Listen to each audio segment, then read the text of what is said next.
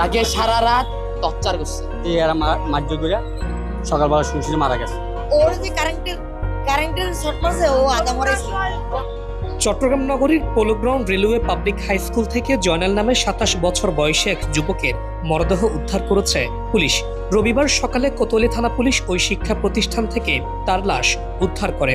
স্থানীয় বাসিন্দা ও পরিবারের অভিযোগ, চুরির অপবাদ দিয়ে স্কুলের দায়িত্বে থাকা নিরাপত্তা কর্মীরা সারা রাত নির্যাতন ও বিদ্যুৎ স্পৃষ্ট করে তাকে হত্যা করেছে।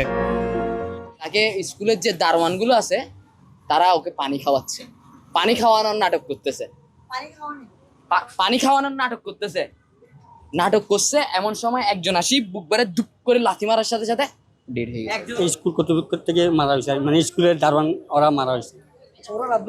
রাতভর বলতে কটার দিকে দশটা এটা বলতে হয় না, আমরা শুনছি রাত্রে 10টায়, তারপর দিয়ে মাসে মারার পর দিয়ে মারা গেছে। চুরি করতে ঢুকছে, আইনের আশ্রয় আছে, আইনের হাতে তুলে দেন। এভাবে তো ওরা হত্যা করাটা ভালো না। আচ্ছা, উনির জন 10টা উনির হেস্তারের ফোন দিচ্ছে না, সাইকা ফোন তো দেয় নাই। তো উনির বাবা হারালে তো এরকম শর্ট দেওয়ার কোনো মানে আসে না। 50 তুলে দাও। সকালে উনির পাল সারা শর্ট দিছে, শর্ট দেওয়ার পরে এখানে রাখছে, এখানে রাখার পরে হ্যাঁ বলে মারছে। আমরা যখন ঢুকছে ফুলার গার্জিয়ান তো এক একটা বুঝুনই তো, একটা ফ্যামিলির মেম্বার যদি যাই কি অবস্থা হয়। ফ্যামিলি মেম্বার যখন এক একজন ঢুকছে, ঢুকার পরে দেখতেছি এক একজনে মানে ভিতরে ঢুকে টয়লেটের ভিতরে ঢুকে তালা মারে দিতেছে, টয়লেটের ভিতরে ঢুকে তালা মারে দিতেছে মহিলাগুলা। রবিবার সকালে বিষয়টি জানাজানি হলে এলাকায় তীব্র উত্তেজনা সৃষ্টি হয়। খবর পেয়ে কোতোয়ালি থানা পুলিশ দ্রুত ঘটনাস্থলে পৌঁছে উত্তেজিত জনতাকে শান্ত করে এবং পরিস্থিতি নিয়ন্ত্রণে আনে। এই ঘটনার সাথে জড়িত থাকার অভিযোগে স্কুল থেকে দুজনকে আটক করেছে পুলিশ। জড়িত থাকার বিষয়ে আমরা 2জন লোককে আটক করেছি। এটা তদন্ত সাপেক্ষে আমি বলতে পারবো। প্রাথমিকভাবে এটা পিটিএ কিংবা অন্য কোনোভাবে হয়তো সে হত্যা হয়ে থাকতে পারে।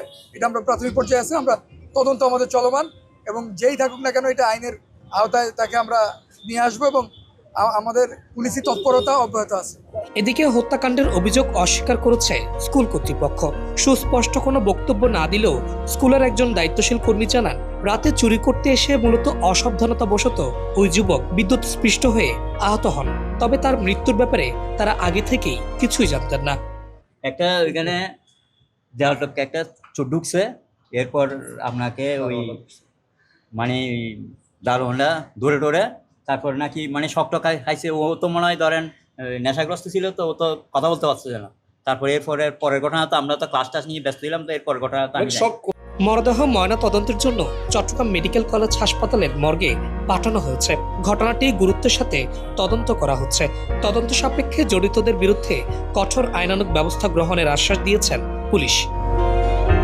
সাদাত হুসাইন, বাংলা নিউজ 24, চট্টগ্রাম।